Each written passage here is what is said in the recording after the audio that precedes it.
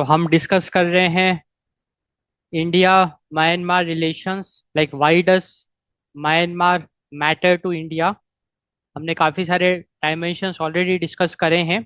अब हम डिस्कस करेंगे ह्यूमैनिटेरियन डायमेंशन। तो बेसिकली ह्यूमैनिटेरियन ग्राउंड्स में भारत ने म्यांमार की काफ़ी मदद करी है। Like India's humanitarian assistant to Myanmar, it is people centric development. Bharat का जो फोकस है वो है पीपल सेंट्रिक डेवलपमेंट। तो if we talk about humanitarian development, like Bharat ने म्यांमार में काफी सारे ह्यूमैनिटेरियन डेवलपमेंट्स करे हैं through specific operations and long term partnerships. Like Bharat ने रिलीफ मटेरियल्स प्रोवाइड करे हैं म्यांमार में। जब भी कोई नेचुरल डिजास्टर हुआ तो भारत ने रिलीफ मटेरियल्स प्रोवाइड किया है। India provided the medical aid, capacity building, and also development partnerships. So India's humanitarian assistance to Myanmar is extensive, focusing on people-centric development. तो भारत ने ह्यूमैनिटेरियन ग्राउंड्स में म्यांमार को काफी असिस्टेंस प्रोवाइड किया है। ये भारत की नेबरहुड फर्स्ट पॉलिसी का एक बहुत महत्वपूर्ण कदम है।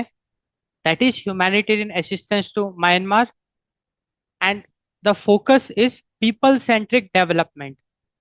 कि म्यांमार का जो ह्यूमन कैपिटल है उसको भी डेवलप करना, कैपेसिटी बिल्डिंग, उसको भी हम डिस्कस करेंगे। So the aid is delivered through specific operations and long term partnerships.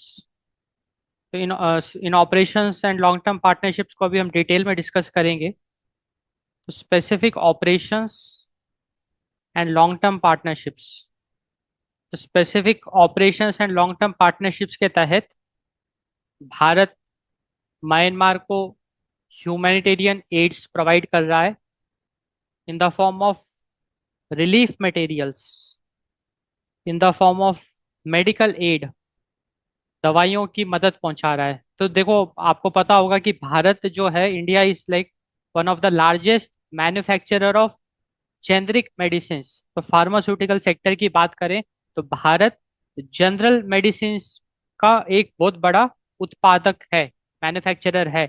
And इसीलिए जब दवाइयों की बात आती है तो भारत खुल के एक्सपोर्ट करता है। हमने देखा था कोरोना के टाइम पे भी पैरासीटामोल दवाई की बहुत आवश्यकता थी, तो भारत ने भर भर के आसपास की कंट्रीज, नेबरहुड फर्स्ट पॉलिसी के तहत हमारे पड़ोसी देश में भारी मात्रा में एक्सपोर्ट किया। एंड इसी तरीके से म्यांमार में भी it delivered India delivered humanitarian assistance in the form of relief materials, medical aid, capacity building, and development partnerships। Capacity building तो भारत ने म्यांमार के जो प्रोफेशनल्स हैं उनको ट्रेन किया, बल्कि वहाँ की मिलिट्री को भी ट्रेन किया। और डेवलपमेंट पार्टनरशिप्स, भारत ने म्यांमार के साथ मिलकर कुछ स्ट्रैटेजिक पार्टनरशिप्स भी निभाई। तो ये सारे डायमेंशंस अभी हम काफी डिटेल में डिस्कस करेंगे एक एक करके। तो सबसे पहले let us talk about the relief materials. हमने देखा कि भारत ने म्यांमार को रिलीफ मटेरियल्स सप्लाई करे, तो उसको डिटेल में देखते हैं। तो भारत, लाइक म्यांमार में जब भी कोई नेचुरल डिजास्टर, कोई बड़े लेवल का नेचुरल डिजास्टर होता था तो India always acted like the first responder. So India frequently acts as the first responder to natural disasters in Myanmar. And as a first responder, Bharat Myanmar को critical supplies provide करता है, relief materials provide करता है via naval ships and aircrafts. जहां पे कि हमने देखा है कि भारत ने 10,000 मेट्रिक टन चावल एंड 200 मेट्रिक टन गेहूं डोनेट किया है to the vulnerable population of Myanmar. हमने देखा कि किस तरीके से भारत ने इमरजेंसी सप्लाईज प्रोवाइड करा है to Myanmar, like portable generators, temporary shelters that is the tents, hygiene kits, water pumps and sleeping bags. तो रिलीफ मटेरियल्स में भारत ने जो भारत का नेशनल डिजास्टर रिस्पांस फोर्स है, NDRF, national disaster response force, it conducts training programmes to strengthen Myanmar's own disaster response mechanism. So national disaster response force वो Myanmar के अंदर training programmes conduct कराता है सो दैट म्यांमार का जो disaster response mechanism है उसको और मजबूत बनाया जाए। एंड हमने रिलीफ मटेरियल्स में काफी इम्पोर्टेंट ऑपरेशंस हमको देखने को मिलते हैं, like operation Sadbhav, operation Karuna, operation Brahma. So India frequently acts as the first responder to natural disasters in Myanmar, delivering critical supplies via naval ships and aircrafts। तो भारत जो है it frequently acts as the first responder to natural disasters in Myanmar by delivering critical supplies through naval ships and aircrafts। तो अगर हम food security की बात करें, Myanmar की फूड सिक्योरिटी की, तो भारत ने भारी मात्रा में अनाज डोनेट किया है to the vulnerable population in Myanmar. So India has donated 10,000 metric tons of rice, 10,000 metric ton of चावल and 200 metric tons of wheat, gehun, to support vulnerable populations in Myanmar. तो हमने देखा कि ह्यूमैनिटेरियन असिस्टेंस के तहत भारत ने म्यांमार को भारी मात्रा में अनाज डोनेट किया है, 10,000 मेट्रिक टन ऑफ चावल एंड 200 मेट्रिक टन ऑफ गेहूं to support the vulnerable populations. इसके अलावा India also donated emergency supplies like portable generators, like temporary shelters जिसको हम टेंट्स भी कहते हैं, like hygiene kits, water pumps, sleeping bags। इसके साथ भारत ने हमारा जो नेशनल डिजास्टर रिस्पांस फोर्स है, it conducted formal training programmes to strengthen the Myanmar's own disaster response mechanisms।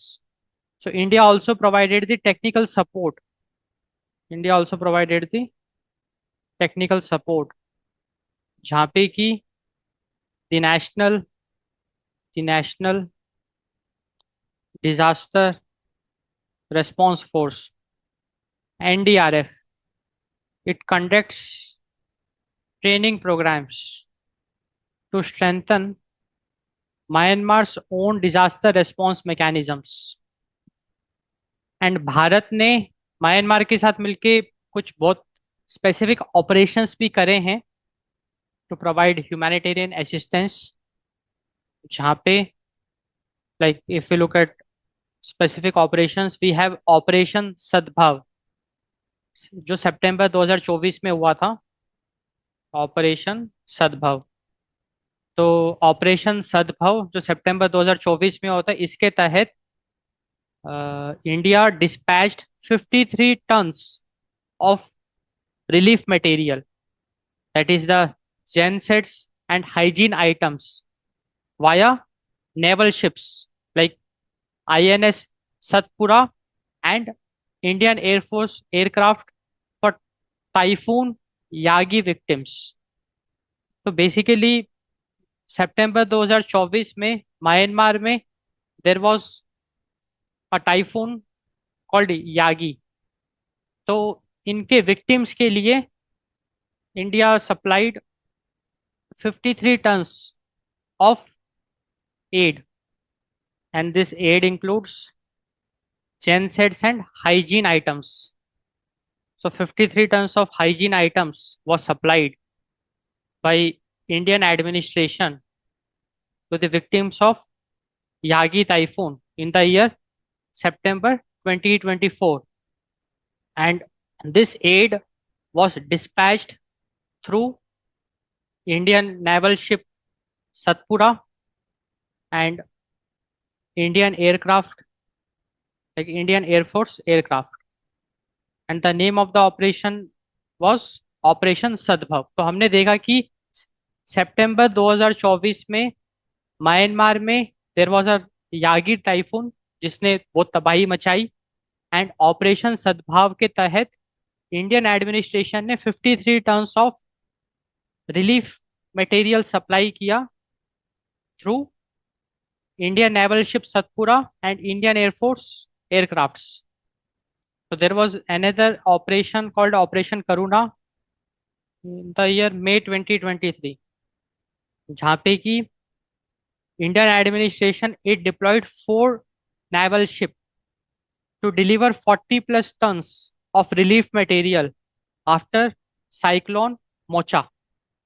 तो मई 2023 में Myanmar in Myanmar we saw cyclone Mocha, so there was massive disaster, like it's a natural disaster cyclone Mocha, and इसके तहत as a humanitarian assistance Bharat की administration ने 40 plus tons of relief material supply किया via 4 naval ships. So 40 plus tons of relief material via 4 naval ships, and in these 4 naval ships it includes INS Shivalik and INS Kamota, Indian naval ship Shivalik and Indian naval ship Kamota। so this is operation Karuna. तो हमने देखा कि Myanmar में मई 2023 में we saw massive cyclone called Mocha। It was a natural disaster, and Indian administration for the humanitarian assistance it dispatched 40 plus tons of relief materials via 4 naval ships, including the INS Shivalik and INS Kamota। So that is Operation Karuna, and we also saw Operation Brahma in March 2025। So basically March 2025 में there was a severe earthquake in Myanmar, like 7.7 magnitude, and उसके response में भारत ने एक massive relief operation launch किया जिसके तहत 65 like 625 metric tons of relief aid and 200 bed field hospital को भी डिप्लॉय किया, and this 200 bed field hospital was managed by the Indian Army to treat the injured. तो मार्च 2025 में in Myanmar we saw 7.7 magnitude earthquake. तो we saw earthquake 7.7 magnitude, and इस earthquake की वजह से वहां पे काफी तबाही आपको देखने को मिली, एंड भारत ने मदद का हाथ आगे बढ़ाया, and India launched a massive relief operation. And इस मैसिव रिलीफ ऑपरेशन के तहत भारत ने 625 metric tons of relief material supply किया, एंड एक 200 बेड फील्ड हॉस्पिटल को डिप्लॉय किया, and this 200 and this 200 bed filled hospital it was managed by the, or it was run by the Indian Army to treat the injured। so this is the relief materials, like the relief operations हम कह सकते हैं, relief operations। तो हमने देखा कि neighbourhood first policy के तहत India frequently acted as the first responder to the natural disasters in Myanmar, जहाँ पे भारत ने जब भी म्यांमार में कोई भी नेचुरल डिजास्टर आया, लाइक टाइफून यागी, तब ऑपरेशन सद्भाव के तहत भारी मात्रा में रिलीफ मटेरियल पहुंचाया। जब साइक्लोन मोचा आया इन मई 2023, तो ऑपरेशन करुणा के तहत 40+ टन ऑफ रिलीफ मटेरियल पहुंचाया। जब म्यांमार में 7.7 मैग्नीट्यूड का अर्थक्वेक आया in the month of March 2025, operation Brahma के तहत भारत ने मैसिव रिलीफ ऑपरेशन लॉन्च किया। 625 metric ton of relief aid was supplied and 200 bedfield hospital was also deployed as a part of humanitarian assistance। इसके साथ साथ हमने देखा कि भारत ने वनरेबल पॉपुलेशंस इन म्यांमार को सपोर्ट करने के लिए भारी मात्रा में अनाज भी डोनेट किया, like 10,000 metric tons of rice and 200 metric tons of wheat. हमने इमरजेंसी सप्लाईज भी देखा, किस तरीके से भारत ने इमरजेंसी सप्लाईज प्रोवाइड किया to the Myanmar. And the National Disaster Response Force, it conducted training programs to strengthen the Myanmar's own disaster response mechanisms। अब भारत ने रिलीफ मटेरियल के साथ साथ मेडिकल एड भी प्रोवाइड कराया है। तो अगर हम मेडिकल एड की बात करें, so this medical aid is basically the health diplomacy. तो इसको मैं टाइटल देता हूं हेल्थ डिप्लोमेसी। तो हेल्थ डिप्लोमेसी के तहत भारत ने जब भी मौका मिला म्यांमार को मदद पहुंचाई by supplying emergency medicine to hospital infrastructure. तो हेल्थ डिप्लोमेसी में अगर हम कुछ की फैक्ट्स देखें, तो हमने देखा कि कोविड-19 में भारत ने काफी सारे देशों को वैक्सीन्स प्रदान किया under the programme vaccine Maitri. So there was a vaccine Maitri initiative. उस प्रोग्राम के तहत, उस इनिशिएटिव के तहत भारत ने गिफ्ट दिया वैक्सीन्स, एंड उसमें म्यांमार को भी भारत ने गिफ्ट दिया vaccines. So that is the health diplomacy. तो हेल्थ डिप्लोमेसी का एक काफी इंटरेस्टिंग एग्जाम्पल है वैक्सीन मैत्री, क्योंकि हेल्थ डिप्लोमेसी एक यूपीएससी पॉइंट ऑफ व्यू से इंपॉर्टेंट कीवर्ड है। So if I talk about health diplomacy, vaccine Maitri is a very important case study, vaccine Maitri initiative. So vaccine Maitri initiative के तहत India gifted over 1.7 million doses of made in India कोविड-19 vaccine. And health diplomacy के तहत भारत ने हमेशा जो भी essential medicine है, जो लाइफ सेविंग ड्रग्स है, उसका हमेशा रेगुलर सप्लाई इंश्योर किया ड्यूरिंग द क्राइसिस। तो जैसे हमने देखा कि 2025 में जो अर्थक्वेक आया था 7.7 मैग्नीट्यूड का म्यांमार में, मार्च 2025 में, तो ऑपरेशन ब्रह्मा के तहत 625 metric ton of medicine was supplied. so that is also the part of health diplomacy। so health diplomacy के तहत भारत हमेशा जो भी एसेंशियल मेडिसिन है उसको सप्लाई करता है टू दी कंट्रीज। अभी टर्की में जब अर्थक्वेक आया था, तब भी भारत ने हेल्थ डिप्लोमेसी के तहत मेडिसिन की सप्लाई करी थी। So these are like examples of health diplomacy. Like so what India does is that India basically, जो भारत सरकार है, वो इट एंश्योर्स रेगुलर सप्लाई, और so regular supplies of life saving drugs, these are sent during the crisis. And इसका एक example हमने देखा था, लाइक अगर हम म्यांमार के कॉन्टेक्स्ट की बात करें, ऑपरेशन ब्रह्मा, मार्च 2025। तो ऑपरेशन ब्रह्मा के तहत जब म्यांमार में 7.7 मैग्नीट्यूड का अर्थक्वेक आया, तो भारत ने 625 metric ton of medical aid supply किया। India supplied 625 metric ton of aid package. Medical aid package. So this is the health diplomacy. अब हेल्थ डिप्लोमेसी के तहत भारत ना केवल दवाइयाँ डिस्ट्रीब्यूट करता है बल्कि इंफ्रास्ट्रक्चर को भी अपग्रेड करता है। Infrastructure upgrades. तो अगर हम इंफ्रास्ट्रक्चर अपग्रेड्स की बात करें तो भारत ने म्यांमार के कुछ हॉस्पिटल्स को अपग्रेड करने में भी सपोर्ट किया है, जो कि बहुत बड़ा कदम है। Like Indian administration has played a role, it supported the upgradation of Yangon children's hospital in Myanmar.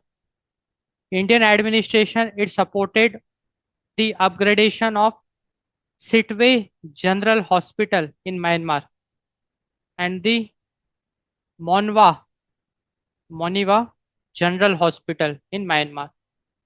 तो बेसिकली ये काफ़ी इंपॉर्टेंट ऑब्जर्वेशन है कि जो भारत सरकार है हेल्थ डिप्लोमेसी के तहत ना केवल वो एसेंशियल मेडिसिन को सप्लाई कर रहा है, डिस्ट्रीब्यूट कर रहा है, बल्कि वो जो नेबरिंग कंट्रीज हैं फ्रेंडली रिलेशंस बनाने के लिए नेबरहुड फर्स्ट पॉलिसी के तहत to provide humanitarian assistance, Indian government it is also supporting the infrastructure upgradation of healthcare facilities of Myanmar, जहाँ पे हमने देखा कि भारत सरकार ने it supported the upgradation of Yangon Children's Hospital, Sitwe General Hospital and Monwa General Hospital. So this is the health diplomacy. अब जो अगला डायमेंशन है तो हम डिस्कस कर रहे हैं कि ह्यूमैनिटेरियन डायमेंशन, लाइक किस तरीके से भारत म्यांमार को ह्यूमैनिटेरियन असिस्टेंस प्रोवाइड करता है। We saw relief operations, we saw health diplomacy. Now India is also playing a role in capacity building. Indian administration it is playing a role in capacity building. So capacity building in Myanmar. So capacity building के तहत India is investing heavily in skilling Myanmar's workforce through scholarships and training centres. तो Indian administration जो भारत सरकार है वो Myanmar के workforce को skill करने में भी निवेश कर रही है। So that's the capacity building. So India invest heavily in skilling Myanmar's workforce through scholarships and training centers।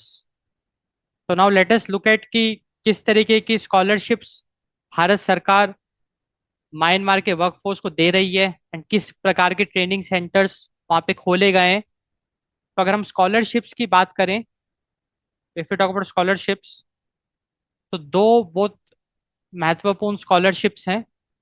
एक तो है आईटीईसी एंड दूसरी है आईसीसीआर। अब आईटीईसी अगर हम स्कॉलरशिप की बात करें तो 400 plus fully funded slots annually for short-term training in diverse fields like agriculture and IT.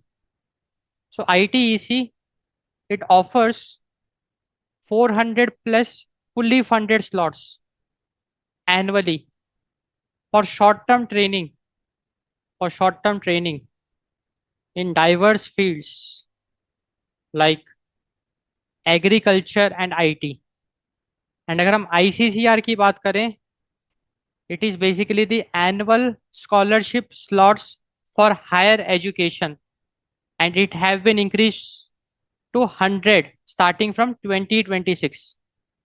So Myanmar में there is also annual scholarship slots, annual scholarship slots for higher education and the quota is increased to 100।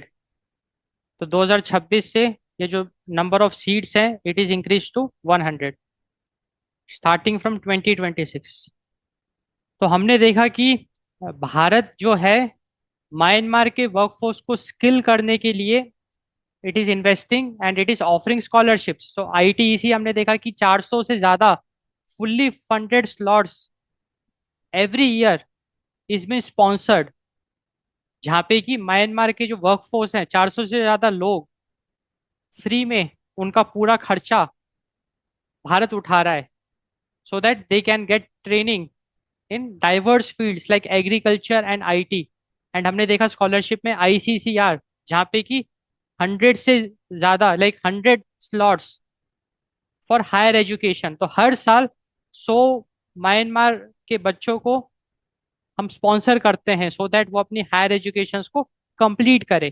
जो talented kids होते हैं उनको support करते हैं हम लोग। सो that's the capacity building. And capacity building में हम स्कॉलरशिप्स के साथ साथ ट्रेनिंग सेंटर्स भी डेवलप करते हैं, ट्रेनिंग सेंटर्स भी एस्टैब्लिश करते हैं।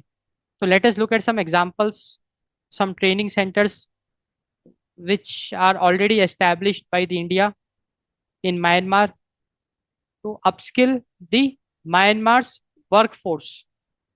So if we talk about the training centers established, we have Myanmar India Entrepreneurship Development Center. So it is also called as MIEDC. So that is Myanmar India Entrepreneurship Development Center. So this center is established by India in Myanmar at Yangon Institute of Economics. Yangon Institute of Economics. Similarly, we have Myanmar India Center for English Language Training.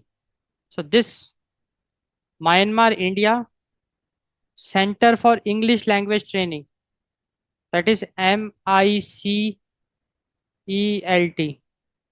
MICELT। तो ये एक जो training institute है, it has been established by India in Myanmar, Myanmar India Center for English Language Training, and this center is established in Yangon, Myanmar by India. And similarly, we have India Myanmar Industrial Training Centers. India Myanmar Industrial Training Centers, and this is established in Pakukku, लगी जगह का नाम है पक्कू, Pakokku, and so it's a place in Myanmar, Mingyang, Mingyang. So this is the establishment of training centers by Indian administration in Myanmar. तो हमने देखा कि to provide humanitarian assistance, Indian government, it is also investing in capacity building, wherein India is investing heavily in skilling the Myanmar's workforce through scholarships and training centres. तो scholarships में हमने देखा कि किस तरीके से 400 से ज्यादा फुल्ली फंडेड एनुअल स्कॉलरशिप्स दी जा रही है for the short term training in diverse fields like agriculture and IT, that is ITEC।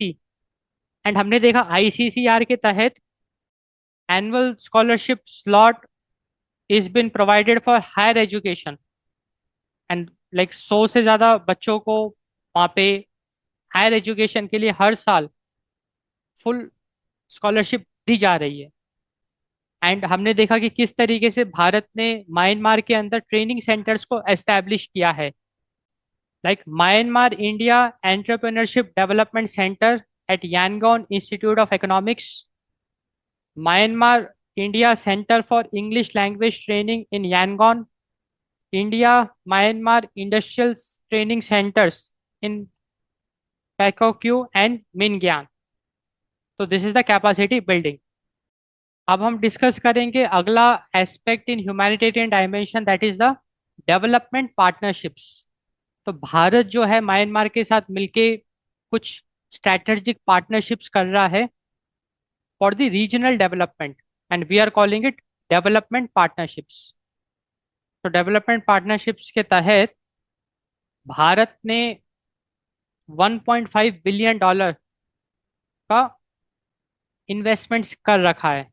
मतलब इसको हम ऐसे देखेंगे कि india's development portfolio india's development portfolio is valued at approximately $1.5 billion, which is massive. And this is primarily as grant funded projects. तो भारत का development portfolio हमने देखा $1.5 बिलियन का approximately as grant funded projects. So if we look at some development projects, which is very important from UPSC point of view, कि what are the development partnership or the projects India is having with the Myanmar. So we have Rakhine State Development Program. So Myanmar के अंदर we know that there is a Rakhine state. जैसे भारत में states होते हैं, महाराष्ट्र, मध्य प्रदेश, उत्तर प्रदेश, उसी तरीके से Myanmar के अंदर एक स्टेट है जिसका नाम है रैखिन स्टेट. तो रैखिन स्टेट डेवलपमेंट प्रोग्राम है, इसको हम लिख सकते हैं RSDP, रैखिन स्टेट डेवलपमेंट प्रोग्राम. तो पहले late us look into the map. तो जैसे हम यहाँ पे मैप में देख पा रहे हैं, लेट मी हाईलाइट. तो ये आप देख रहे हैं कि this is the Kachin state. यहाँ पे this is the Kachin state, this is Sagaing state, Shan state, Chin state, and this is the Rakhine state. अगर मैं राइट साइड वाले मैप में दिखाऊं तो ये मैं देखो यहाँ पे हाईलाइट कर रहा हूँ. यहाँ पे आपको जो एक स्टेट दिख रहा है बॉर्डर पे, that is the Rakhine state. तो रैखिन स्टेट जो है वो भारत के लिए काफी इंपॉर्टेंट है स्ट्रैटेजिकली, एंड इसीलिए रैखिन स्टेट के डेवलपमेंट के लिए भारत इन्वेस्ट भी कर रहा है. तो अब हमको रैखिन स्टेट का ज्योग्राफिकल इंपॉर्टेंस हमको समझ में आ रहा है, क्योंकि here it is the bay of Bengal. तो रैखिन स्टेट भारत के लिए स्ट्रेटेजिकली इंपॉर्टेंट है. So that's why we have Rakhine state development programme. अब वो प्रोग्राम क्या है वो अभी हम देख लेते हैं. बाकी हम अदर स्टेट्स का भी आइडिया ले लेते हैं. This is the Chin state, this is the Sagaing state. ये भी भारत के लिए इंपॉर्टेंट है, Chin state and Sagaing state, because they share the borders. This is the Kachin state. तो हमको एक म्यांमार की ज्योग्राफी का आइडिया लग गया कि हाँ यहाँ पे कैचिन स्टेट है, यहाँ पे सैगन स्टेट है, यहाँ पे चिन स्टेट है, यहाँ पे रैखिन स्टेट है. हमने देखा कि किस तरीके से भारत सरकार ने रैखिन स्टेट डेवलपमेंट प्रोग्राम में एक हैवी इन्वेस्टमेंट कर रखा है, वो भी हम डिस्कस करेंगे. So basically what it is, Rakhine State Development Program, it is basically a $25 million project commitment to restore normalcy in Rakhine State. So it's a $25 million commitment to restore normalcy in Rakhine State. And this $25 million commitment, it involves projects like 250 prefabricated houses for displaced persons and 200-bed women and children hospital at Monwa. So this $25 million commitment to restore normalcy in Rakhine State, it includes projects like 250 prefabricated houses for displaced persons and 200-bed women and children hospital, 200-bed women and children hospital at Monwa. तो हमने देखा रैखिन state development programme, इसके तहत Bharat $25 million का commitment कर रहा है to restore normalcy in Rakhine state, because Rakhine state is strategically very important for India. And what are the development projects? It includes 250 prefabricated houses for displaced persons and 200-bed women and children hospital at Moniwa, which is a place in the Rakhine State in Myanmar. And development partnership, it also include border area development. Border area development. तो हमने देखा कि map में हमने देखा था कि Chin state and Sagaing state, they share the border with the India. So India provides $5 million annually for projects in the Chin and Saiging region to improve infrastructure along the shared border. So that's the border area development commitment by India to Myanmar. So for border area development, India provides $5 million annually for projects like bridges, schools, health centers in the Chin and Saigon region because they share borders with India to improve infrastructure along the shared borders. तो हमने देखा कि for the border area development Bharat हर साल $5 million निवेश करता है in the projects like bridges, schools, health centers in Chin and Saigon regions. And the purpose is to improve infrastructure along the shared border. क्योंकि बॉर्डर के regions में अगर शांति रहेगी, स्टेबिलिटी रहेगी तो एक बॉर्डर एरिया को डेवलप करना जरूरी है भारत के लिए strategically. And that's why it is investing. So we also have high impact community development projects. High impact community development projects, HICDP.